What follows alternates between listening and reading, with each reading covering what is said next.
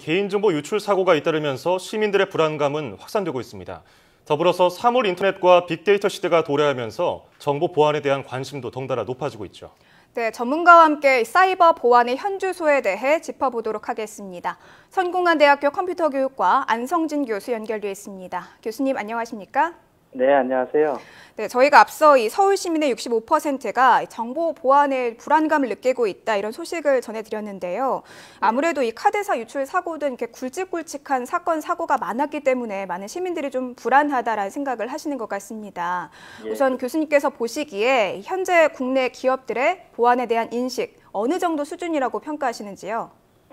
사실 과거에 크고 작은 보안 사고들이 많이 있지 않았습니까?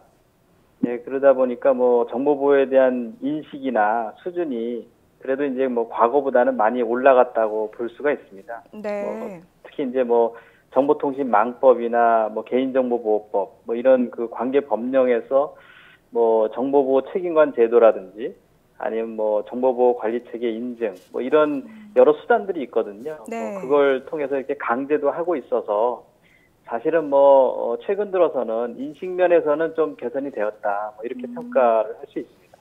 네, 대형 정보 유출 사고가 나면은 항상 나타나는 게 예. 집단 소송 카페 같은 게 나타나거든요. 이 인터넷 사이트의 허술한 개인정보 시스템으로 피해가 발생하면은 이 유저들, 사용자들이 보상을 받을 수 있습니까? 최근에 개인정보보호법 개정안이 국회를 통과했습니다. 예. 개인정보 유출에 따른 징벌적 손해배상 제도를 도입하고요. 그다음에 유출 사고에 대한 제재 수준 같은 거를 강화하는 게 기본 골자입니다. 네. 그래서 앞으로는 과거와 다르게 자신이 했던 개인정보가 유출된 사실들을 피해자들이 민사소송을 통해서 원래 이제 피해 규모나 이런 것들을 구체적으로 입증했어야 됐거든요. 네. 근데 이제 그렇게 안 해도 해당 정보를 보유하고 있던 기업이나 기관으로부터 최대 한 300만 원까지 피해 보상을 받을 수 있었습니다. 받을 수 있거든요. 이제 이런 거는 이제 과거의 옥션이나 네이트 이런 데서 이제 개인정보 유출 사례를 보시면 아시겠지만 이 피해자들이 직접 피해 사실을 입증해야 되거든요. 그러다 보니까 이제 소송에서 불리했었는데 이제는 그런 부분들이 많이 이제 완화가 됐다 이렇게 보고요. 예. 그리고 이제 특징 중에 하나는 또 기업에 대한 처벌도 강화됐습니다. 그래서 10년 이하의 징역 또는 1억 원 이하의 벌금이 부과되고요. 범죄 수익은 전액 몰수 추징됩니다. 여러 가지 좀 규제라든가 처벌이 강화됐다고 하니까 좀 다행스럽긴 한데요. 예, 또 이 사물 인터넷이 점차 확산되고 있잖아요. 또 예. 그만큼 네, 이 생활이 편리해지긴 했지만 해킹의 예. 위협도 더불어 높아졌다고 볼 수 있는데요. 이에 대한 대비 어느 정도 돼 있다고 평가하시는지도 궁금합니다. 예, 제가 IoT 소위 이제 사물 인터넷이라는 것을 하는 기업들은 이제 조사도 해보고 살펴보니까 이제 보안 장비 같은 것도 개발을 하고 그다음에 이제 시스템 개발할 때 보안 기능도 넣고 이렇게 강화는 하고 있는 것 같습니다. 네. 특히 이제 가정 집에서 많이 쓰는 IP 공유기 같은 경우에 보안 강화를 위해서 표준화도 진행되고 있는 건 사실입니다. 근데 아직은 초보 수준의 대비라고 생각이 듭니다. 예. 자, 개인정보 보호도 중요하지만 한편으로는 이 방대한 데이터, 빅데이터를 잘 활용해야 앞으로 고부가 가치 산업으로 발전한다 이런 얘기가 있는데 요즘에 이 두 가지 개인정보 보호하고 빅데이터 산업이 함께 발전하다 보니까 약간 좀 과도기인 것 같아요. 삐걱대는 것 같은데 이 두 가지를 함께 잡으려면 어떤 대안이 필요할까요? 그래서 이게 참 굉장히 어려운 문제입니다. 예. 그러니까 이제 빅데이터라고 하는 기술이 가져다주는 효용성이 굉장히 높거든요. 예. 근데 이제 반대로 개인정보를 다룬다는 측면 때문에 이 개인정보 보호법을 또 따라야 된다는 이런 서로 상반된 입장이 이게 충돌하는 그런 상황에 있습니다.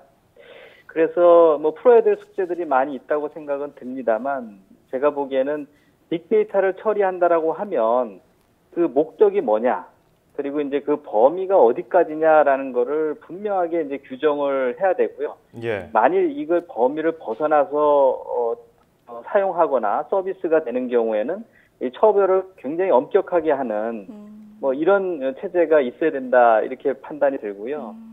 개인정보 같은 경우에는 사용을 하는 경우에 개인에게 이제 통보를 해주는 어떤 서비스 뭐 이런 것도 좀 개발되면 어떨까 하는 생각이 들었습니다. 네.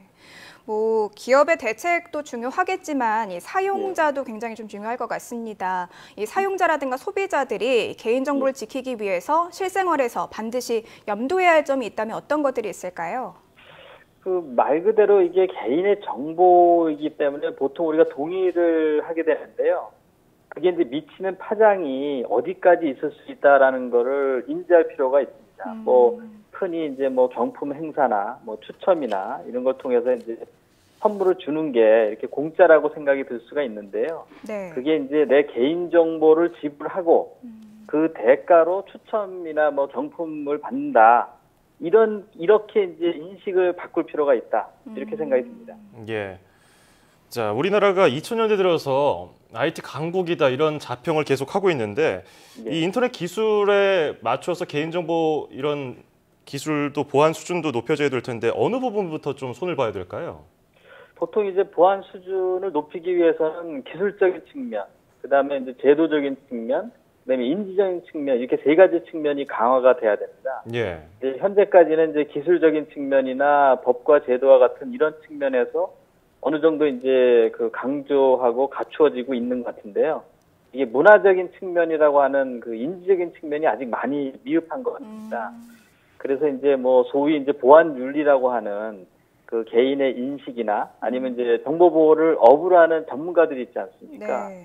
뭐 이런 분들에 대한 윤리적인 측면을 강화해야 됩니다. 아마 그 상상해 보시면 아시겠지만 이런 직업 윤리 측면에서 서버나 네트워크나 이런 관리자들이 아마 개인정보를 유출한다면 엄청난 파급력을 갖게 되거든요. 네. 그래서 그런 분들에 대한 어떤 인지적인 측면의 보안 윤리 강화 이런 것들이 앞으로 좀 더 강조돼야 되겠다 이렇게 판단이 듭니다. 네, 이 보안 윤리가 강화돼야 된다. 우리 사회에 남은 중요한 숙제인 것 같습니다.